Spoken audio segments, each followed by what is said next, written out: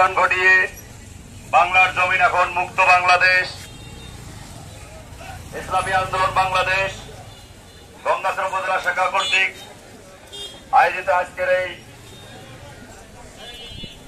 Rally পূর্বক সমাবেশ, আজকের এই সমাবেশে সভাপতিত্ব করবেন উপজেলা সম্মানিত সহসভাপতি জনাব মোহাম্মদ আনিসুর রহমান।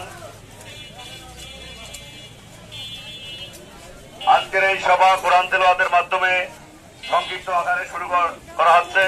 কোরআন তেলাওয়াত করবেন কারি মোহাম্মদ জিল্লুর রহমান। উপস্থিত দায়িত্বশীল ভাইরা, ইসলামী আন্দোলন বাংলাদেশ এই সংগঠনটি একটু ব্যতিক্রম ধর্মীয় সংগঠন। এই সংগঠন কি চান, এর উদ্দেশ্য লক্ষ্য কি?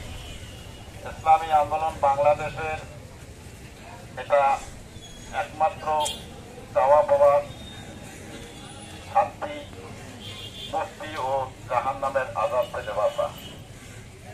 আজকে দীর্ঘদিন